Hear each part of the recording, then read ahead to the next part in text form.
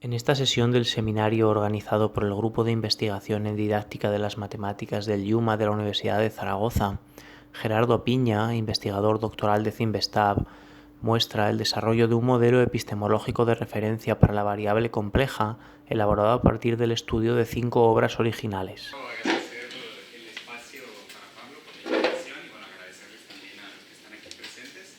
Yo, como dijo Pablo, soy Gerardo Piña y yo estoy obteniendo mi doctorado en el CINVESTAV, en Ciudad de México. Y estas últimas semanas, a partir de principios del mes pasado, estuve trabajando aquí con Antonio en una estancia para trabajar en torno a mi proyecto de investigación del doctorado. Y yo decidí titular lo que les voy a presentar hoy como un modelo epistemológico de referencia de la variable compleja elaborado a partir del estudio de obras originales. Les voy a comentar qué estoy entendiendo por un modelo epistemológico de referencia y cómo es que estudiamos las obras originales. Y mi presentación yo trato de hacerla, digamos, como para cubrir de manera general lo que he estado haciendo estos últimos 3 años. En México nos dan 4 años para completar el doctorado. Y para empezar como a presentarles de manera muy general lo que he estado haciendo, voy a trabajar con esta idea de transposición didáctica y cómo ubico mi trabajo en una de estas ideas de transposición didáctica, para después decirles por qué optamos por el análisis de obras como una fuente viable para estudiar el conocimiento. Después les voy a comentar cómo este análisis de obras nos permitió generar un modelo epistemológico de referencia. Y les voy a comentar cómo es que he estado utilizando este modelo epistemológico de referencia para diferentes cosas. Y después les voy a presentar unas reflexiones finales en torno a mi trabajo y cómo este se enmarca en una línea de investigación propia del CINVESTAV, que trabaja con una teoría de Latinoamérica. Entonces, esta idea de transposición didáctica, estos fenómenos de transposición didáctica, si bien están reportados en la literatura en muchos lados, yo rescato muchas de las ideas de lo que comentan Bosch y Gascón en el 2006. ¿En qué sentido? En que yo concibo estos fenómenos de transposición didáctica como esta idea de que pensemos que existe como el conocimiento matemático, o sea, como que en algún lugar, si pudiéramos como compilar todo el conocimiento matemático que existe, un primer acto de transposición es, si yo este conocimiento lo quiero volver un conocimiento enseñable, ¿qué tipo de conocimiento selecciono? Desde todo este cúmulo de conocimiento, ¿cuáles selecciono? Y en este primer acto de transposición, lo que sucede es que se generan, por ejemplo, materiales didácticos como libros, planes de estudio, a través de seleccionar de este gran compendio qué es lo que quiero enseñar. Sin embargo, otro acto de transposición, también no solamente es aquello que quiero enseñar, sino aquello que verdaderamente se enseña. Pensemos, por ejemplo, si tenemos un libro de texto de cálculo y pensamos en el contenido, a lo mejor no ves todo el libro de texto en tu clase, entonces tienes que como seleccionar qué es aquello que se ve del libro de texto. Sin embargo, también hay otro acto como de transposición en el que, aunque tú tengas como la intención de enseñar algo, lo que se aprende es también distinto, ¿no? Entonces, estos 4 como momentos los rescato de Bosch y Gascón, y cuando yo estaba haciendo mi revisión de literatura, una de las cosas que vi que se hacía en torno a la variable compleja en la disciplina era que muchas de las investigaciones estaban centradas en el conocimiento que se enseña, o sea, estaban como pensadas para cómo enseñar. ¿Qué puedo proponer yo para enseñar algún tópico particular de la variable compleja? Por ejemplo, solo para mostrar un ejemplo, de Acevedo y Los Santos lo que hacen es que, por ejemplo, introducen tecnología digital con el objetivo de decir, ¿sabes qué? Si yo quiero atender al concepto de singularidad, lo puedo hacer a través de este software de tecnología, y eso me permite presentar el concepto de alguna manera distinta.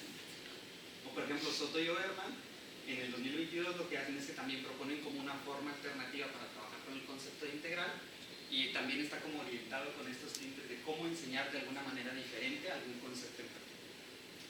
Sin embargo, lo que yo estoy haciendo, o cómo yo podría haber enmarcado mi trabajo, se centra más en los primeros 2 bloques que están por acá. ¿En qué sentido? En que nosotros lo que estamos haciendo es que queríamos primero como cuestionarnos el conocimiento matemático antes de que llegue a ser estructurado en libros de texto o planes de estudio. O sea, nos preguntamos, ¿será que en la historia hubo algunas formas de trabajo matemático en la variable compleja que se hayan perdido y que no hayan llegado hasta estos libros, o que no hayan llegado a escenarios escolares? Esa era como una pregunta.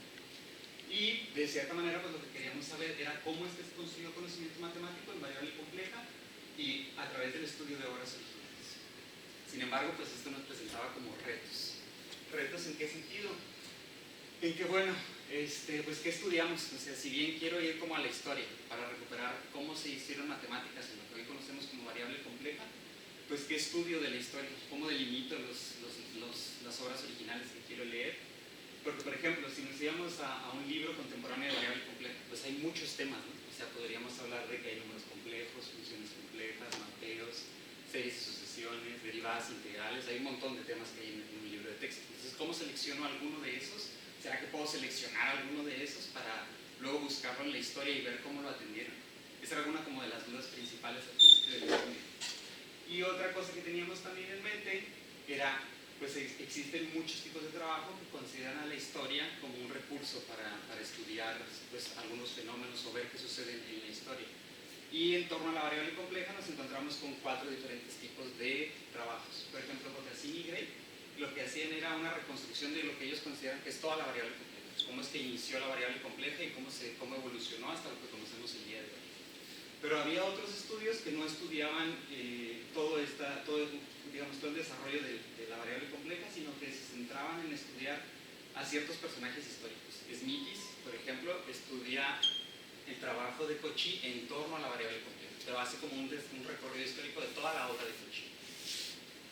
Esta otra persona que no sé pronunciar, lo que hace es, bueno, tiene un objeto matemático, Neues-Vander, ¿ok? Tienen como un objeto matemático y se fijan cómo diferentes sujetos históricos lo atendieron en la época en la que vivieron. Y también hay trabajos en los que, por ejemplo, Bach y Koch-Basilev lo que hacen es que presentan como una reconstrucción histórica de un objeto matemático hasta llegar a nuestros días. Entonces había como muchas formas en las que yo veía que la gente se aproximaba a estudiar un objeto matemático a través de la historia. Entonces, además de que tenía que delimitar qué iba a estudiar, esta idea de introducir a la historia también fue como problemática para mí en ese momento, porque ¿cómo la estudio? O sea, ¿qué le voy a hacer a la historia? ¿Cómo va a jugar? ¿Cómo va a ser una variable en mi estudio? Entonces, pues lo que terminamos decidiendo, pues lo que hicimos fue que seleccionamos un objeto matemático que se conoce como el teorema integral de Cauchy. Ahora, ¿por qué lo seleccionamos? No quiero entrar mucho en detalle en lo que dice el teorema, solamente bajo ciertas condiciones, si tú integras una función a lo largo de un contorno, el resultado de esa integral te da 0. No voy a entrar como a detalle de qué se trata el teorema o por qué.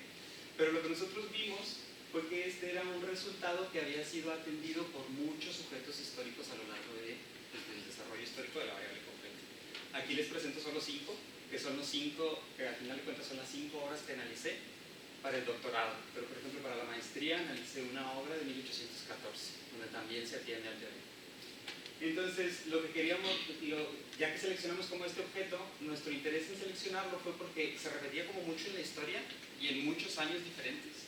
Y lo que nosotros queríamos ver, o que concebíamos en ese momento, era que si estudiamos como cada una de esas obras, pues nos iba a dar como pues no sé, ápices de cómo se trabajaban en ciertas épocas. O sea, ¿qué se hacía en 1825 en torno a la variable compleja para atender a ese teorema? Y luego, ¿qué se hacía en 1875? ¿Había cambios significativos de lo que se hacía en 1825 o no?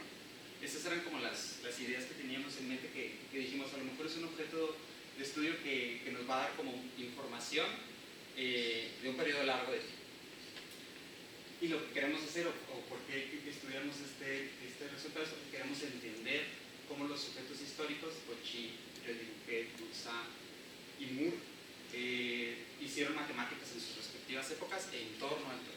Esa era como la idea. Queremos como rescatar cómo ellos hicieron matemáticas en torno al teorema para demostrar, para atender.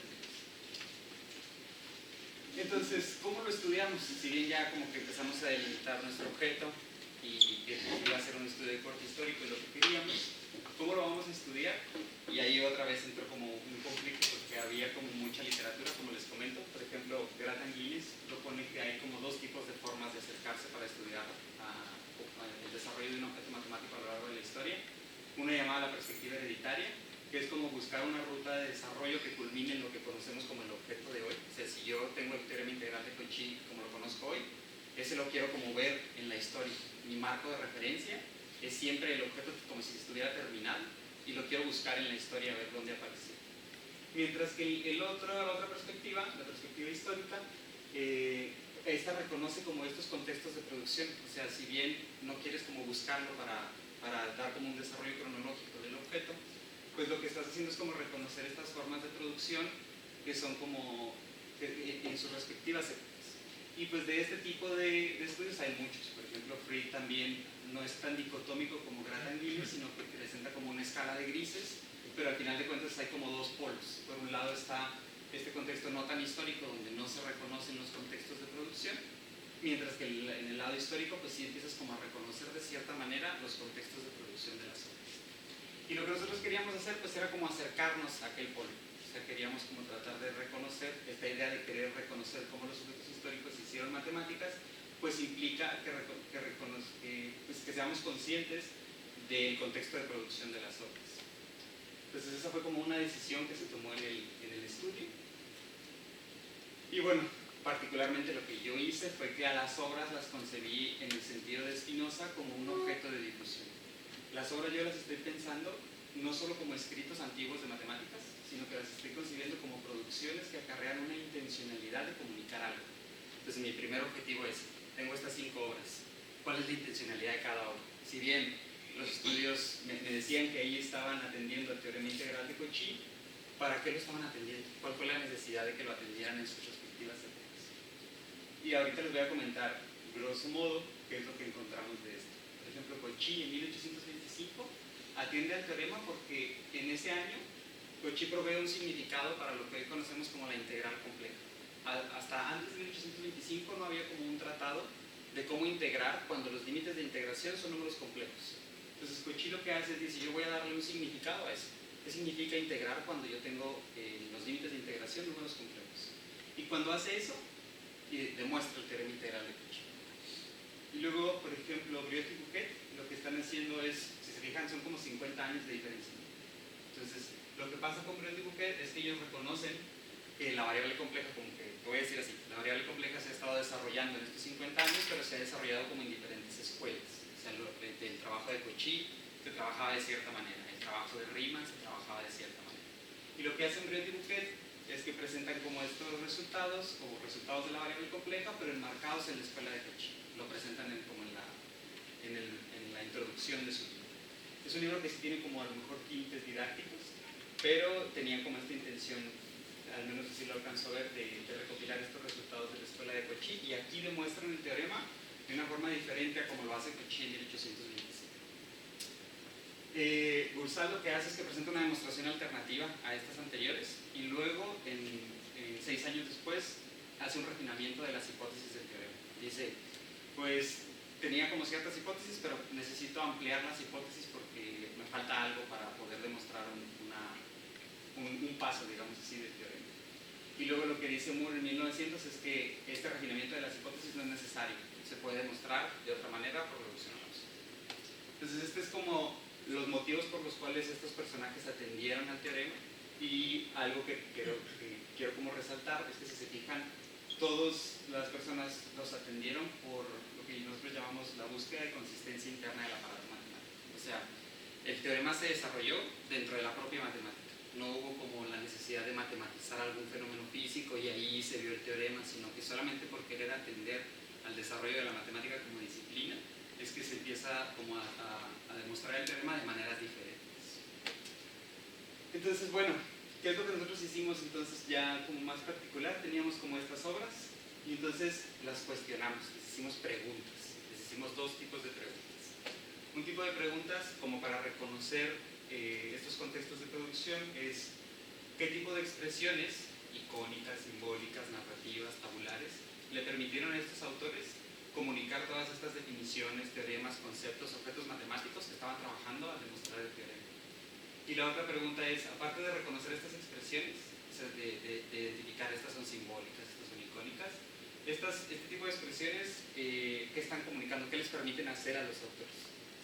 Y con estas 2 preguntas se las hicimos a cada obra original, y a esto es lo que llamamos un análisis vertical de las obras. El análisis vertical es, estamos haciendo cuestionamientos a las obras para recuperar cómo los sujetos históricos hicieron matemáticas. Después lo que hicimos fue un análisis transversal, para ver cuáles eran los cambios o invariantes de las formas en las que habían atendido al teorema. Les voy a mostrar como resultados. para ya no, esto es como contextual. Entonces los resultados son los siguientes. Vimos como dos grandes formas de trabajo matemático, dos formas diferentes. La primera vez que hicimos el estudio, que hicimos la lectura de las obras, vimos dos cosas. Cauchy trabajaba de una manera muy diferente a como lo hacía Gustave Moore, Buriat y Buquet. ¿En qué sentido? En que Cauchy, por ejemplo, concebía las cantidades complejas como el trabajo simultáneo entre dos cantidades reales. O sea, siempre estaba trabajando con expresiones de la forma x más y. Y esto le permitía pues trabajar con expresiones puramente algebraicas, lo que nosotros llamamos formulaciones algebraicas. Todo era en términos de ecuaciones, cómo pasar de una ecuación a la otra, etc. Y esto le permitía generalizar expresiones de la variable real para extenderlas a los complejos a través de este tipo de expresiones. Y cómo validaba estas generalizaciones a través de un trabajo por analogía con lo que pasaba en los números reales. Sin embargo, lo que pasa con Gustave Moore, Buriat y Buquet es que además de concebir a la variable compleja o expresiones de esta forma de x más y, ellos también reconocen que estas se pueden ver como puntos en el plano. Y al concebir de esta manera que hay puntos en el plano, eso les permite introducir un escenario geométrico. Y ese escenario geométrico está caracterizado por algo como muy particular. Las figuras que empiezan a utilizar los autores tienen lo que nosotros llamamos un valor epistémico. ¿En qué sentido? Esa figura que acaba de aparecer ahí arriba, ese es la recupero de la obra de Boursin de 1884, y esa figura no está descrita por expresiones algebraicas. Esa figura que está ahí la dibuja el autor. Y esa figura, ese cuadrado que está ahí, es el que le permite acotar el módulo de una integral. Entonces, esa figura tiene un valor epistémico en tanto que le permite hacer matemáticas. Y esa figurita no está, quiero como recalcar eso, esa figura no está representada por el simbolismo algebraico. La figura en sí es la que le permite acotar. La figura es la que le permite argumentar.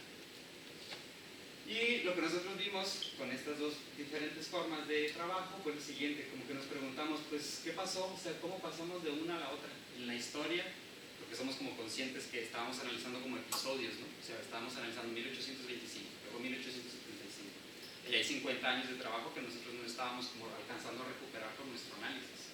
Y nos cuestionamos, pues, ¿qué habrá pasado en el desarrollo histórico para pasar de esa forma de trabajo a incorporar también aquella otra forma de trabajo? Y ahí es donde nosotros utilizamos una noción que le llamamos la noción de confrontación. Es un constructo que nosotros proponemos para el análisis de obras y está inspirado en la idea de obstáculo epistemológico de Bachelard. Si bien en Bachelard el obstáculo epistemológico lo concebimos como estos conocimientos que actúan como soporte y como obstáculo, que somos conscientes de que son traídos a la matemática educativa por Rousseau al concebir a los obstáculos epistemológicos que permiten como describir errores en términos de que no son el resultado de falta de conocimiento, sino el efecto de un conocimiento que eventualmente impide la adquisición de nuevos conocimientos. Nosotros nos estamos basando para la noción de confrontación directamente del trabajo de Bachelard, porque nosotros no estamos, por ejemplo, hablando de errores. Lo que nosotros queríamos hacer era reconocer que en la producción de conocimiento matemático, pues esta se basa en un determinado conocimiento que eventualmente requiere de ser complementado para producir más conocimiento. ¿Y cómo dimos como cuenta de esto metodológicamente? Pues a través del trabajo de Eva. Lo que nosotros hicimos ahí fue que nosotros reconocimos que la noción de confrontación empataba mucho con una idea que comentaba Eva, que decía, para atender al desarrollo histórico del aparato matemático es necesario reconocer que toda actividad matemática predominante de un momento específico en la historia es susceptible a sufrir modificaciones, siendo estas modificaciones las que permiten el desarrollo. Y Eva propone formas para identificar estas modificaciones. Estas modificaciones se pueden identificar a través de lo que son los cambios de técnicas y los cambios de problemas abordados. Entonces nosotros lo que hicimos fue tomar como estas ideas del trabajo de Eva y les voy a ejemplificar cuáles son estos cambios de técnicas y estos campos de problemas que nosotros alcanzamos a identificar. Recuerden que teníamos por un lado Cauchy y por otro lado lo que hacía Rorschach, Moore, Buriat y Buquet. Nosotros identificamos una confrontación en la misma obra de Cauchy de 1825, pero en otra sección de la obra. Esta obra tiene alrededor de 60-65 páginas. Cauchy demuestra el teorema integral de Cauchy en las primeras 3 secciones, que son en las primeras 20 páginas. Y esta noción de confrontación la encontramos, ahí me perdonan, pero era como en la página 40-45, o sea, después de que presentara el teorema. Y algo que quiero como recalcar es que otros trabajos de Cauchy, por ejemplo, sobre las integrales definidas, que fue la obra que analicé para la maestría, o bien para el curso de análisis en 1821, identificamos que la forma en la que Cauchy trabaja pues es a través solamente del simbolismo algebraico. Pero ¿qué es lo que sucede en la obra de 1825? Lo voy a decir así, como que pareciera que de la nada empieza a utilizar otro tipo de argumentos que no solo recaen en el simbolismo algebraico. Es decir, esto que está aquí es una traducción de lo que comenta Cauchy. Dice, vamos a suponer que X y Y representan coordenadas rectangulares, y empieza a introducir un escenario geométrico para empezar a justificar ciertas cosas. Y este escenario geométrico después pues, lo vuelve a utilizar para reescribir otros de sus trabajos. Por ejemplo, reescribe un trabajo que tenía que ver con cómo se entiende a la idea de función, lo reescribe, pero ahora para hablar en términos de cantidades geométricas. Y reescribe un trabajo de funciones continuas, pero ahora también para identificarla en este escenario como geométrico. No solo eso, o sea, aquí estamos viendo como en ese primer paso estamos viendo lo que llamamos los cambios de técnicas. Lo que les quiero ejemplificar ahora son los campos de problemas que se abordaron una vez que empieces como a reconocer este escenario geométrico para la producción de conocimiento. Es decir, ya que vimos como este cambio de técnica, porque identificamos que había un cambio de técnica, el tipo de problemas que se abordan cuando reconoces este escenario geométrico, pues es mucho en la historia. Por ejemplo, en la obra de Riemann al introducir un escenario muy similar a lo que hace Gustave Moore, Briot y Bouquet, pues, por ejemplo, matematiza fenómenos naturales que tienen que ver con la electricidad, o bien trabaja bueno, desarrolla lo que ahorita conocemos como topología, y si vamos a ver lo que se hace en topología ahorita, pues se reconoce que las figuras tienen cierto valor epistémico que no se puede reducir al simbolismo algebraico. O sea, las figuras, piénsenlo así, las figuras te permiten generar, producir conocimiento sin la necesidad, por ejemplo, a priori, de tener que estar trabajando con el simbolismo algebraico. Entonces, estas tres formas diferentes que nosotros encontramos, pues las ordenamos o decimos que cronológicamente, pues en el desarrollo histórico de la variable compleja, se incorporó paulatinamente el uso de formulaciones geométricas, pensémoslo así como el uso de estas figuras, al uso de formulaciones algebraicas, pensémoslo en términos de simbolismo algebraico, como medios de justificación matemática. Porque acuérdense, lo que quiero dejar como muy claro es que no todas las figuras, bueno, aquí lo voy a decir más adelante. Estas tres formas de trabajo las llamamos, les pusimos nombres. Dijimos, a ver, cuando estés trabajando solamente con formulaciones algebraicas, con el simbolismo algebraico, le vamos a llamar que estás trabajando con formulaciones geométricas como medios de representación. ¿Por qué le pusimos ese nombre? Porque pues no podemos saber qué estaba pensando Cauchy. Eso pues, es como difícil ver qué estaba pensando alguien aquí, pensar qué estaba haciendo Cauchy, pues no sé. Pero podemos suponer que a lo mejor si estaba utilizando un escenario geométrico, pues era para representar, porque su trabajo, la forma en la que justifica, es todo a través del simbolismo algebraico. Entonces, si acaso estaba pensando, es una suposición, en formulaciones geométricas puede ser que sea para representar. Sin embargo, cuando hablamos ahora de que estás trabajando con los dos, con formulaciones algebraicas y formulaciones geométricas, a la par, le llamamos formulaciones geométricas como medios de construcción. Pero aquí tengo que poner como una nota, porque las formulaciones geométricas que utiliza Cauchy en este instante, cuando nosotros identificamos esta idea de la confrontación, estas formulaciones geométricas siempre están acompañadas del simbolismo algebraico. O sea, la primera vez que aparecen figuritas, siempre estas figuras están descritas por una expresión algebraica. Es decir, si Cauchy estaba trabajando con un círculo, tiene que aparecer la ecuación de las circunferencias. Si estaba trabajando con un cuadrado, tiene que aparecer las ecuaciones que describen las líneas rectas. Y esa es una forma distinta a lo que nosotros identificamos en las obras de las otras personas. ¿Por qué? Porque en las otras personas la figura no tiene que estar representada por simbolismo algebraico. Entonces son como tres maneras diferentes de trabajar que nosotros identificamos en el estudio de las obras originales.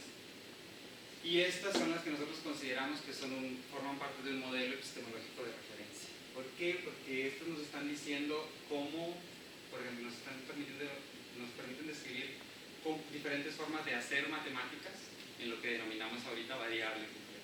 Entonces este va a ser como nuestro marco de referencia para entender qué significa hacer matemáticas en variable compleja. Y ahora, ¿qué hacemos con este modelo epistemológico? Es sea, llegamos a un momento en que teníamos esta forma en la que se trabajó en la historia, que nosotros conjeturamos que se trabajó en la historia, y este modelo epistemológico podríamos como encapsularlo en lo que conocemos como este compendio del conocimiento matemático. Y bueno, reconocemos que una cosa que podríamos hacer era revisión de libros de texto. Por ejemplo, si tomamos como marco de referencia nuestro modelo epistemológico de referencia, podríamos ir como a ver si estas formas que nosotros recuperamos en la historia pues se siguen viendo en la actualidad o no. O sea, ¿será que esto que nosotros encontramos se ve ahorita en los libros de texto o no se ve en los libros de texto? O digamos, ¿qué ha pasado?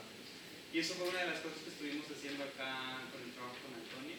Por ejemplo, esto lo comenté brevemente la última vez, pero hicimos, nos fijamos en todas las universidades públicas españolas, nos fijamos en todas las que pusieran o que impartieran para obtener el grado de matemáticas, y nos fijamos cuál era la guía del profesor para los cursos de variable compleja.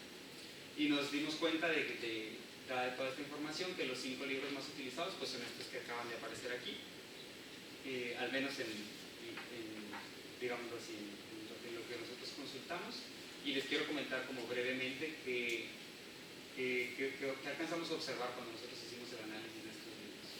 Por ejemplo, una de las cosas que nos dimos cuenta es que Cauchy en 1825, como les digo, extiende la definición o da un significado a la integral comprendida entre números complejos, pero nosotros concebimos que no lo hace a través de caminos de integración.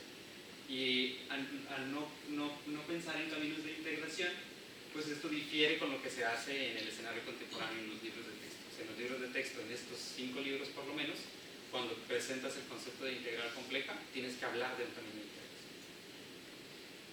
¿Qué pasa, por ejemplo, en el otro sentido cuando estás trabajando con el teorema integral de Cauchy? Por ejemplo, Marsden y Hoffman sí presentan como dibujos, como este que está aquí, pero si se fijan, este dibujo que está acá es de un rectángulo, y una diferencia como grande es que, por ejemplo, en la obra de Boussac, aunque yo les presenté un cuadrado, ese cuadrado se obtiene de subdividir una región delimitada por una curva arbitraria. Entonces, lo que nosotros alcanzamos a ver es que al menos en esta reconstrucción que hacen Marsden y Hoffman de cómo atender al teorema, pues los tipos de curvas que conciben son cuadrados, o hay otros autores que conciben triángulos para demostrar el teorema, pero no está como este grado de generalidad de dividir una curva cualquiera, sino tiene que ser algunas particulares.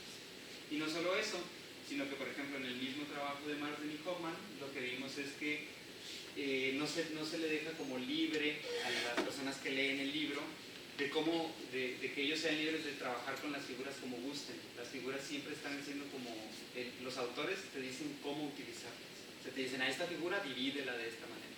Entonces es como instruccional. Y bueno, lo que nosotros, eso es como por un lado, que hicimos el análisis, vimos como esas diferencias y qué otras cosas podemos hacer, o qué es lo que otras cosas que hemos estado haciendo más bien. Tenemos este modelo epistemológico de referencia y reconocemos que es el resultado de un análisis teórico, o sea, es un resultado de lo que nosotros conjeturamos de lo que pasó en la historia. Y entonces nos preguntamos, estos resultados de análisis teórico, pues cómo viven estas categorías, estas 3 formas de trabajo, en escenarios contemporáneos que atienden a la variable compleja. Es decir, queríamos como identificar cuáles son aquellos fenómenos didácticos, pensémoslo como estas regularidades en intención, que se suscitan cuando estás como transitando de una categoría a la otra. O sea, ¿qué pasa en la actualidad cuando vives un proceso de descubrimiento, digámoslo así, que transitas de la categoría 1 a la 2, de la categoría 2 a la 3? Para darnos como una idea de cómo viven estas categorías en la actualidad. Y lo que les voy a contar a continuación, pues tiene mucho que ver con esto que es en lo que estoy trabajando todavía. O sea, esto es lo que sigue como en desarrollo. Entonces, lo que nosotros hicimos para identificar o ver estos fenómenos didácticos, pues fue diseñar. Diseñamos algo que te permitiera, cuando tú lo resolvieras, te permitiera transitar por estas 3 formas de producción de conocimiento. Entonces tomamos las 3 categorías y hicimos 2 momentos. O sea, hay una set de tareas que está compuesta por 2 momentos. En el primer momento, la idea es que transites de la categoría 1 a la categoría 2. Tomamos como inspiración la obra de Cauchy, ahorita les comento en qué sentido. Y una característica que tiene es que vamos a atender al concepto de integral comprendida entre números complejos sin a priori hablar de caminos de integración. Mientras que en el momento 2 nos inspiramos de la obra de Bursa para transitar de la categoría 2 a la categoría 3. Y con una característica de que el uso de figuras pues no va a ser instruccional. O sea, no te voy a pedir que utilices esta figura de cierta manera, sino que quiero ver cómo utilizas figuras para argumentar. Y todo esto pues enmarcado, todas las tareas son, lo voy a decir así, son como puramente matemáticas, en el sentido de que no hay un contexto físico, un contexto diferente al de la matemática para resolver las tareas. Les voy a mostrar como un ejemplo de qué es lo que hicimos, cómo diseñamos estas tareas. Entonces pensemos en las categorías 1 y 2. En la 1, acuérdense que es trabajar solo con el aparato algebraico.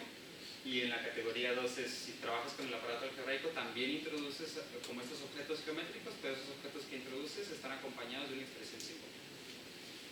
Y recuerden que nosotros estamos atendiendo a través de la noción de confrontación. O sea, es esta idea de que tienes que como que reconocer que hay otras formas de producción de conocimiento que te permiten responder, en este caso, que te van a permitir responder a las tareas.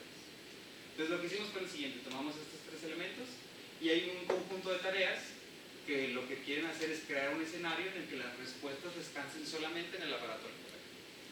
Luego hay otro conjunto de tareas que están diseñadas con la intención de confrontar al estudiante con la idea de que el simbolismo algebraico es el único medio de justificación matemática, para que como que reconozcas estas otras formas de argumentar.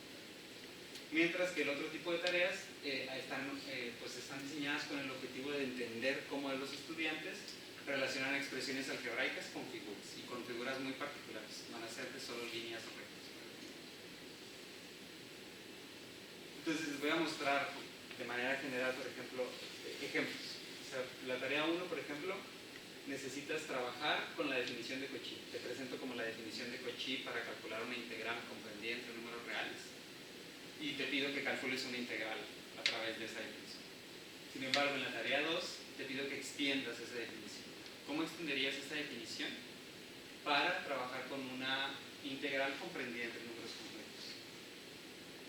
Y luego después solicito que esa expresión que obtuviste la utilices para calcular una integral particular, que sería como la integral de 1 a 1i a 5 a 5i de esa función. Y lo que esperamos pues es que las respuestas a estas tareas estén solamente en el aparato algebraico, que la respuesta que estés dando sea solamente a través del simbolismo. Sin embargo, luego la tarea 4 tiene la intención de mostrar que, a diferencia de trabajar en la variable real, pues no existe una única forma de conectar dos puntos en el plano. O sea, si piensas en el plano complejo y ubicas puntos en el plano, no hay una sola manera de conectar esos dos puntos. Integrar en R no es lo mismo que integrar en C. Y después, lo que sigue para el siguiente bloque de tareas, pues tiene la intención de, ya que reconociste que hay otras formas para atender a la integral, pues las respuestas que ya me diste, cómo se ven matizadas ahora que ya reconociste este escenario. Entonces, por ejemplo, la tarea 2 era obtener una expresión simbólica que te permita como calcular la integral comprendida entre dos números complejos. Y la tarea 5 lo que te pide es cómo vas a relacionar esta expresión simbólica con una figura particular. La figura va a ser un segmento de línea recta que conecta el punto 3 más 4i con el punto 5 más 1. Entonces, si ya tenías una expresión simbólica, es ahora que ya que reconociste la pregunta es cómo el segmento de línea recta se ve relacionada con esta expresión simbólica. Mientras que, por ejemplo, si recordamos la tarea 3, que era trabajar con un caso particular de la tarea 2, de la expresión obtenida de la tarea 2, la tarea 6 lo que te pide es que, si ya tienes una expresión simbólica que te permite calcular esta integral, ¿cuál será a lo mejor la curva que estás considerando, a lo mejor consciente o inconscientemente, cuando viste esa expresión simbólica? Entonces eso es como de manera muy, muy general, y les quiero presentar como algunos resultados que hemos obtenido de aplicar como este tipo de tareas, de manera breve también. Recordamos que, bueno, voy a situarme acá en cómo tenemos esta categoría de formulaciones geométricas como medios de construcción. Y lo que nosotros observamos es que las figuras lo que permiten es, por ejemplo, resolver conflictos de situaciones puramente algebraicas. Cuando tienen una expresión de esta naturaleza en la variable real y se les pide extenderlo a la variable compleja, lo que pasa es que dicen, ¿sabes qué? Así como yo trabajo en la variable real, que la recta me permite decir que el x1 está después del x0, eso como que lo llevan también a la variable compleja. y dicen, pues el x1 más y1 está después del x0 más y0.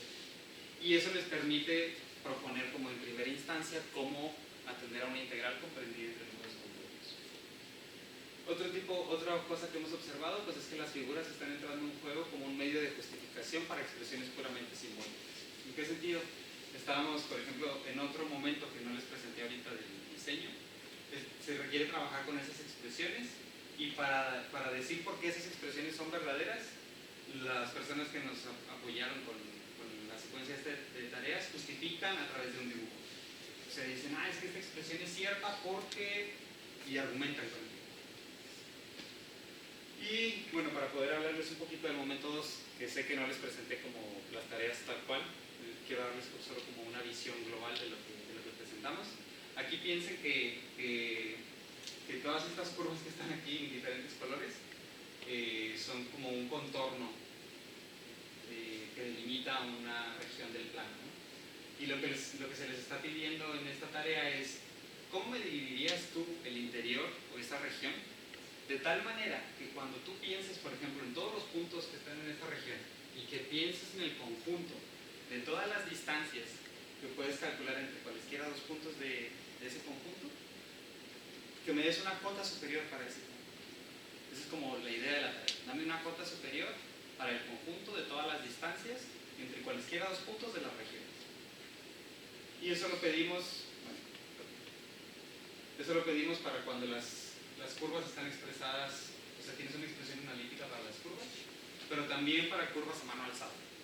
Entonces es como la idea de preguntar más o menos lo mismo. Misma idea.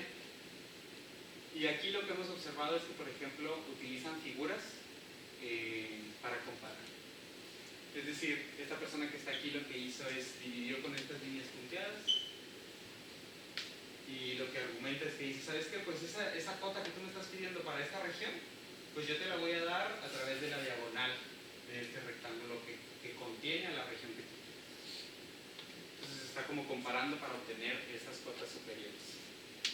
Y hace lo mismo, digamos, para cuando es la figura mano alzada. Lo que hace aquí es que pues tiene que decirme en cuántos rectángulos se está dividiendo esto. Bueno, cuántas regiones se está dividiendo porque introduce líneas verticales. ¿Cuántas regiones se está dividiendo? Acá dice voy a dividir en n pedazos de ancho K con una altura B, y eso le permite como decir, encerrar esas regiones en un rectángulo, y ahí me propone una cota en términos de n, K.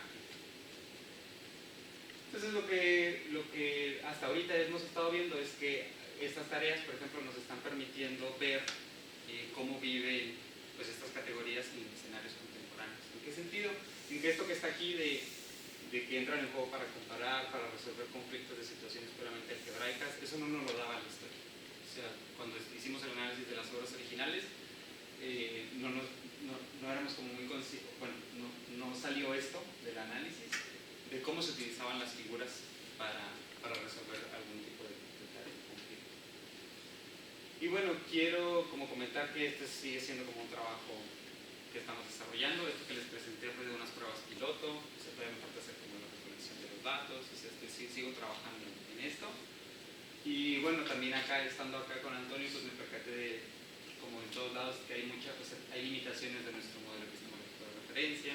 Fue configurado a través del análisis de, por ejemplo, solo el teorema integral de Cauchy, y eso nos permite tener solo como resultados en torno a la integral. Entonces, pues no sabemos qué pasa cuando trabajas, por ejemplo, con el concepto de derivada, otro concepto, pues eso tiene como limitantes.